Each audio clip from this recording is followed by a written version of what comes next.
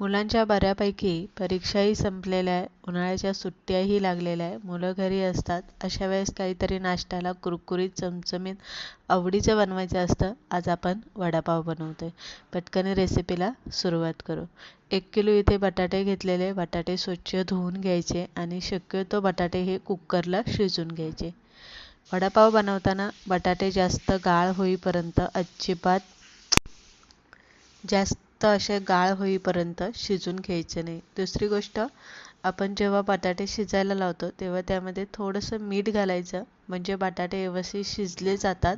आणि सगळ्यात महत्त्वाचं म्हणजे बटाट्याच्या भाजीची चव जी असते ती खूप छान लागते. बटाटे इथे शिजायला लावलेले, अगदीच 5-6 शिट्ट्या करून आपण इथे बटाटे शिजून घेतलेले. कुकर गार झाला की बटाटे काढून घ्यायचे आणि लगेच बटाटे सोलून घ्यायचे. आता इथे सोलताना अनेक जणी काय करतात, पाण्यामध्ये बुडवतात, पण अजिबात पाण्यामध्ये बुडवायचे नाही. डायरेक्ट सोलून घ्यायचे. पाण्यामध्ये बुडवले की बटाट्यांची चव आहे ना, जी वेगळी लागते. मॅचर घ्यायचा आणि मॅचरने बटाटे आपल्याला असे बारीक फोडून घ्यायचे. जास्तही बारीक असं पुरणासारखं नका करू.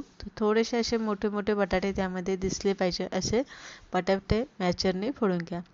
आता भाजीसाठी आपण इथे वाटण तयार करून घेऊ. 1 चमचा धने, 1 चमचा जिरे आणि 1 चमचा बडीशेप घेऊन याचा आपल्याला कूट करून घ्यायचा. आता इथे आपल्याला जास्त बारीक करायचं नाही, त्यात असं चरबट करून घ्यायचं, म्हणजे ओबडधोबड वाटून घ्यायचं.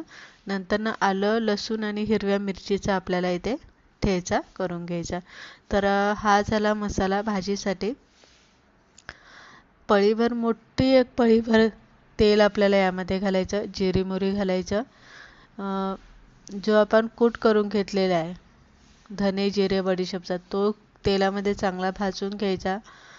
केलेलं वाटण यामध्ये घालायचं. कढीपत्ता घालायचा, मीठ घालायचं, हळद हिंग आपल्याला यामध्ये घालून घ्यायचे. याच्या व्यतिरिक्त आपल्याला दुसरा कोणताही मसाला घालायचा नाही आहे. आणि चांगलं हलवून परतवून घ्यायचा. मसाला आपल्याला चांगला परतवून घ्यायचा. नंतर आपल्याला यामध्ये कुस्करून घेतलेले बटाटे यामध्ये घालायचे आणि चवीप्रमाणे परत एकदा यामध्ये मीठ घालून घ्यायचं आणि व्यवस्थित भाजी आपल्याला इथे हलवून घ्यायची, जोपर्यंत व्यवस्थित मसाला भाजीमध्ये मिक्स होत नाही, भाजीला चांगला कलर येत नाही तोपर्यंत.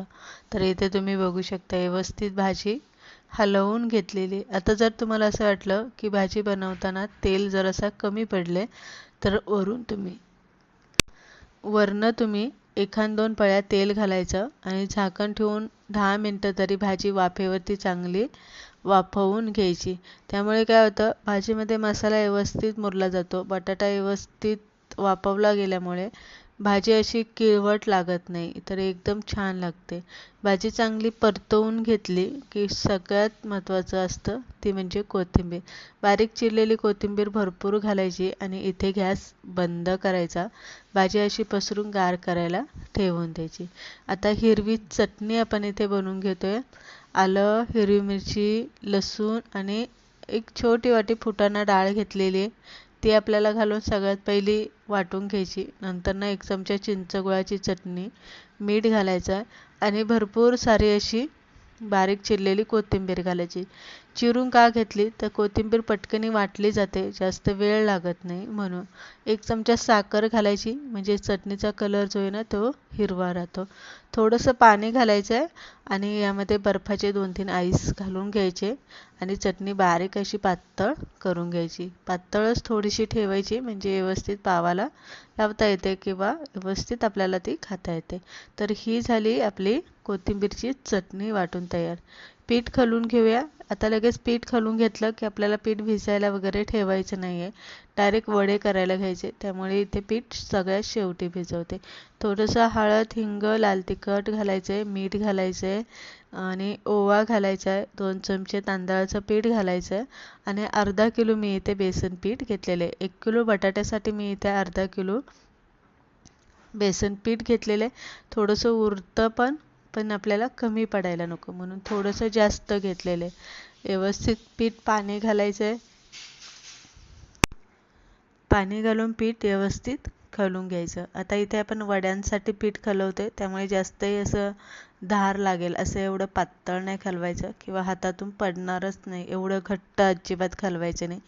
तर बरोबर अशी म्हणजे हातात घेतलं की एक जाड अशी धार एकदम धीमे धीमे अशी सुटली पाहिजे, असं पीठ आपल्याला इथे खलून घ्यायचं, जेणेकरून बटाट्यावरचं जे पिठाचं जे आवरण लागणार आहे ते जास्त पातळही नसणार आहे आणि जास्त जाडही नाही.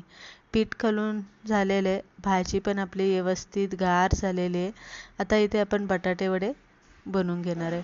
लिंबाच्या साईज आकाराचे गोळे करून घ्यायचे आणि थोडासा बटाटा वडा चपटा थापून घ्यायचा आणि या पद्धतीने आपण वडे इथे बनवून घेणार. आता इथे तुम्ही सगळे एकदम वडे बनवून ठेवले तरी चालेल, कारण जेव्हा पाहिजे तेव्हा तुम्ही ते लगेच घेऊन तळायला घेऊ शकता किंवा लगेच असे बनवून घ्यायचे आणि तळले तरी चालेल. पण जर तुम्ही असे वडे थापून ठेवले ना, वडे असे थापून ठेवले की जरासं वडे असे ना आवळले जातात, जेणेकरून आपण जेव्हा तेलामध्ये वडे सोडतो तेव्हा वडे हातातून असे गळत नाही भाजी किंवा वडे फुटत नाही आणि चांगले कुरकुरीत तळले जातात.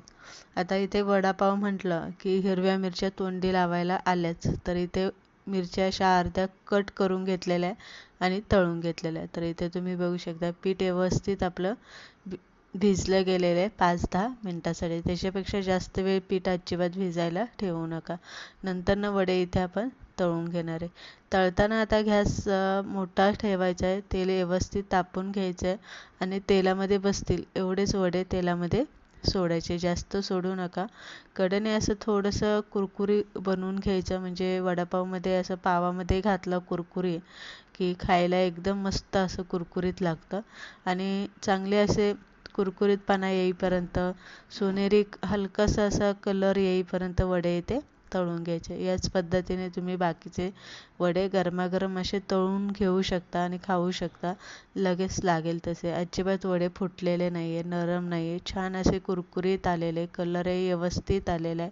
मस्त असे ताजे ताजे पाव आहे. कोथिंबीरची हिरवीगार चटणी आणि चिंच गुळाची चटणी, यामध्ये मी जरासं शेजवान चटणी टाकून पातळ केलेली, चवीला फार छान लागते. अशा पद्धतीने आज आपण नाश्त्यासाठी छान असा कुरकुरीत घरच्या घरीच मस्त असा वडापाव बनवून घेतलेला आहे. रेसिपी आवडली लाईक शेअर